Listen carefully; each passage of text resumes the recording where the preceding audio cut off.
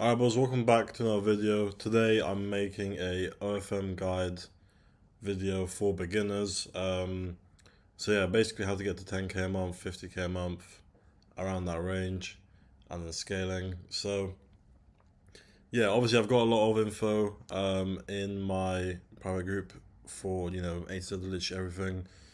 But this is gonna be a quick rundown on basically how everything works if you're a beginner or if you're stuck and unsure how things work. So yeah, first of all, what you should know before starting slash mistakes not to not make. So firstly, information slash knowledge is key. There's a fast moving industry with things constantly changing. You need to be up to date with it. So this is very important. If you just read or go on YouTube and just find a random video like this one, for example, and you just watch it. Let's say you're watching a 6 months old video and they give you information on how to do Reddit or how to do IG or whatever it might be. That information is probably potentially out of date. Maybe not all of it, but there might be some key things that don't work anymore or don't work as good anymore. So it's very important to have your knowledge up to date as much as you can in case anything new happens, because in this industry, there's always new trends, there's always new patches or things that can get you banned on platforms. At the end of the day, it's a tricky industry that can get you banned easily, obviously. So, there's things that work now, and there's things that don't work now that used to work, a month ago, 6 months ago, a year ago, however long. So, yeah. Obviously, there are things as well that have been working for a very long time, but there are things that do change. Anyway, next thing is don't take on any creator, look for high quality. So this is also very important as a beginner. A lot of people just look to take on any creator they can. They'll do some outreach and they'll literally just go for any model that replies to them.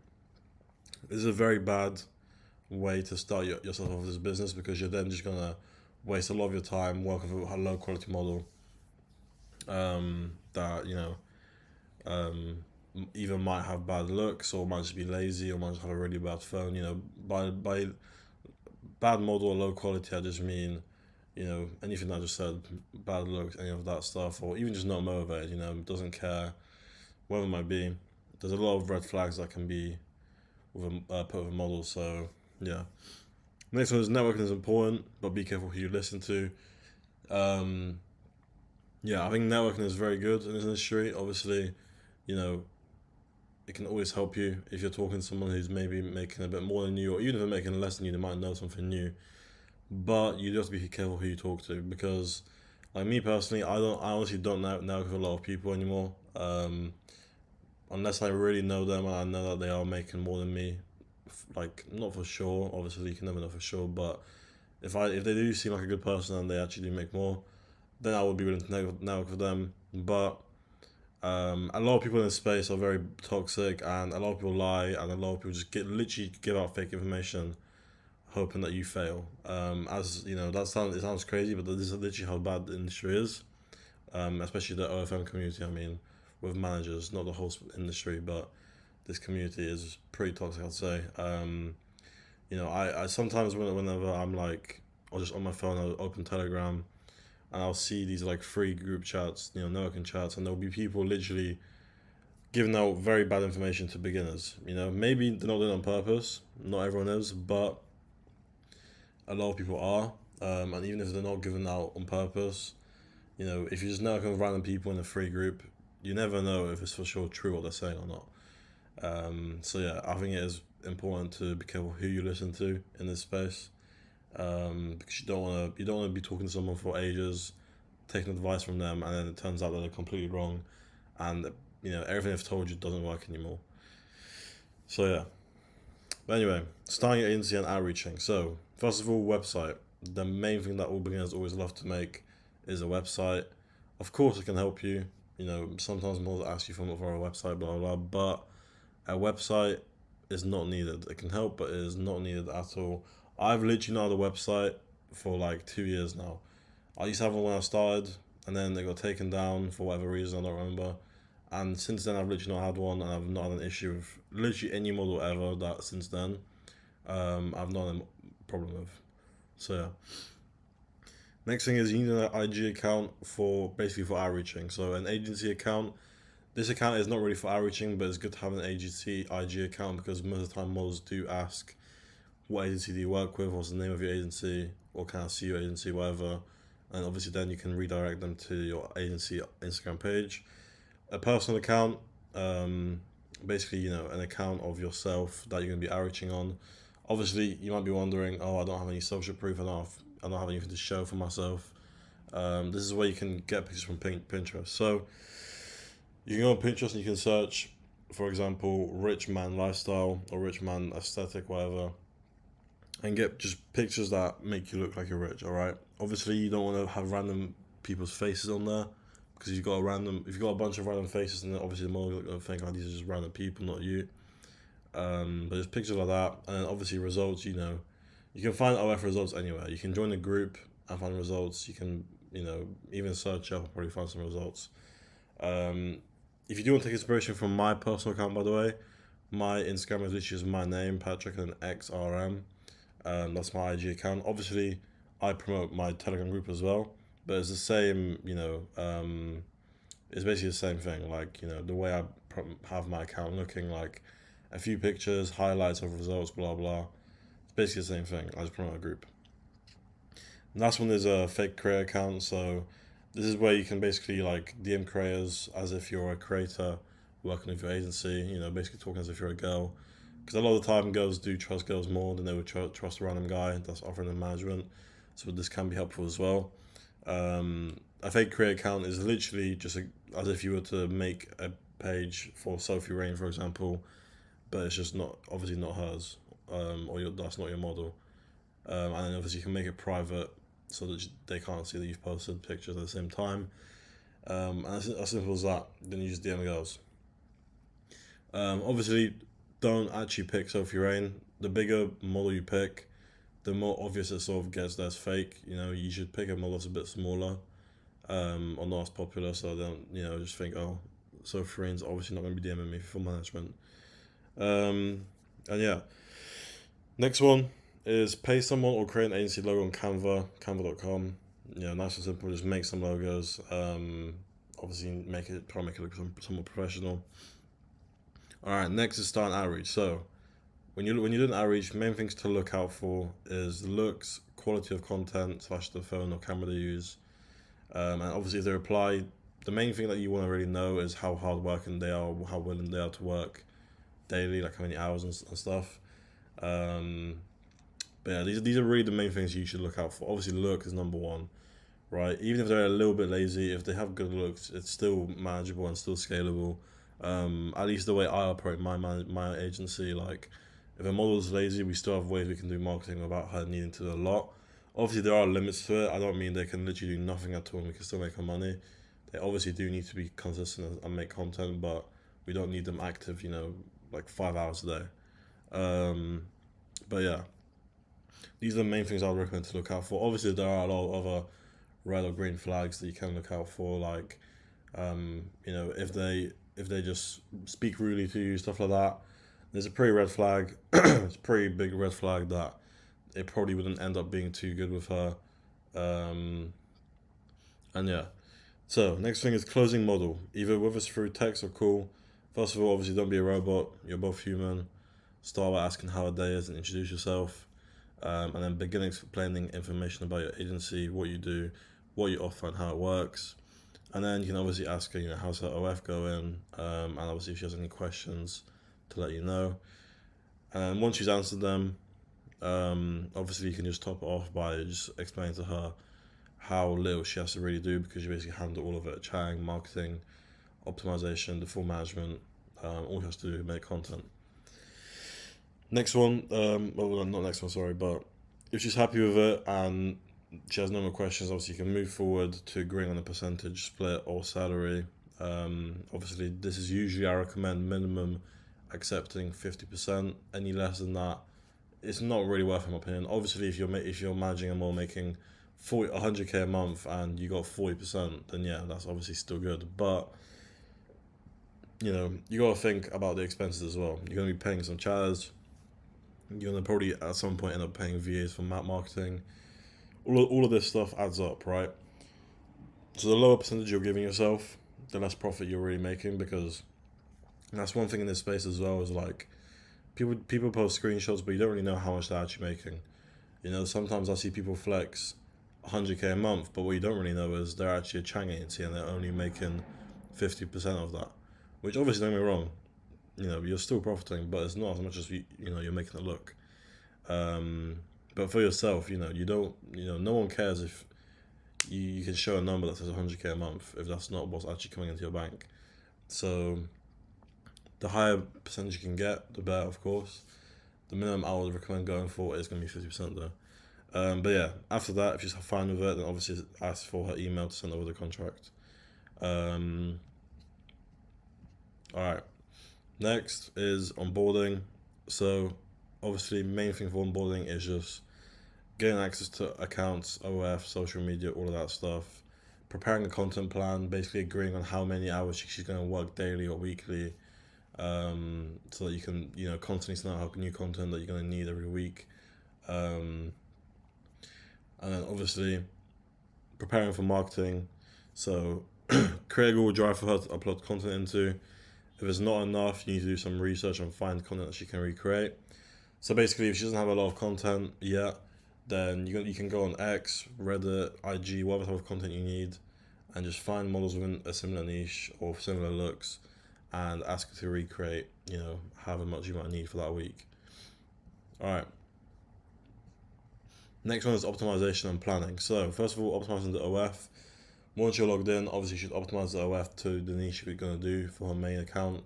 You know, whether it's like next door girl, whatever, you probably will have to change up a few things, like change the OF price, the bio, the profile picture, maybe the banner, maybe, you know, whatever it might be, change all that stuff up.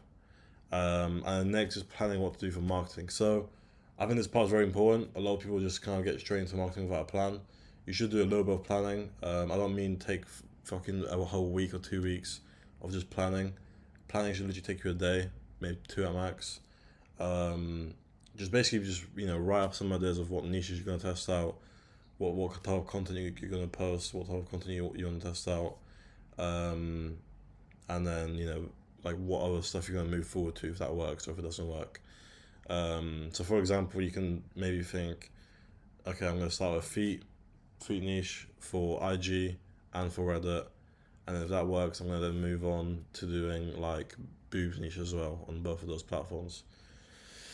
And yeah, once you've got that planned out and you sort of know what you want to do, that obviously once the content is ready, you can now begin marketing. Usually, I recommend beginners to start with Reddit and X as they are the easiest / usually fast to get some subs into OF page. So for Twitter or X, all we do is retweet for retweet, automated using XBot. I'll leave the link to XBot in the description. I've got videos about XBot specifically, so if you want a bit more detailed info about XBot, what it does, then go to those videos. It's not my tool, I just have a affiliate code for it. But it is by far the best tool for Twitter. It's nice and simple. It literally automates the whole retweet for retweet factor. So it's basically like you're starting traffic and it's automated for you straight away. So it's very simple. But yeah, you just have to do a little bit of warm up, buy premium, no proxy VPNs needed. Get retweet groups, and then once you have the bot, you literally just press start and the bot does it for you. All you have to do is to make posts every day. And that's all we do for Twitter. Next one is Reddit. So for Reddit, we mainly do organic Reddit marketing. There are some other things you can do as well, but I'd recommend sticking to organic, you know, when you're sort of starting off. Basically choose a niche to test on. I'll sort my lesson planning obviously, but you know, find subreddits within that niche to post on. So you can literally just search up whatever, right? You can search up feet, feet NCW, whatever. You'll find models posting in feet subreddits, and then you can go on their page and you find more feet subreddits, and you find more models, and then it's sort of a loophole. Once you find your first few, then it's sort of a loophole. It just becomes a lot easier to find more and more and more. But yeah. So once you've got that, you got some subreddits to post on, that's when you can start posting, obviously. But we got a 48-hour warm up, and then you can start posting it, increasing it by one per day. That's how we do it. We do it with proxy as well. Obviously, it's a lot more all like full in detail information in my private group on all of this, but this is basically the basics of it. Now the key to Reddit is testing. This is one thing that not a lot of people talk about when I see other people talk about Reddit. The key to testing is Reddit. The key to Reddit is testing, sorry. Whether it's content, captions, or the niche, you should always try different things out until you find something that works, and then just keep doing that until it basically stops working, and then, you gotta find more stuff. Next one is IG and TikTok. So first of all, niching, obviously same as other things I was mentioning. You gotta think of a niche that you want to do. Let's just say it's feet again. You obviously have to do some research, find content to recreate. With some niches it is easier, like with feet niche I think it's quite easy to just record your feet, but there is obviously some trends or some funny, controversial, weird stuff you can do to potentially go viral easier. But yeah, niching obviously first. And the next thing you gotta mainly really think about when it comes to organic content, organic platforms such as IG and TikTok, is the actual quality of the video, right? Is it actually viral worthy? Is her background good? Is the clothing she's wearing good? Is the lighting good? Is her facial expressions good? You can add other things to it, like I was saying. You can make it controversial or weird in some sort of way.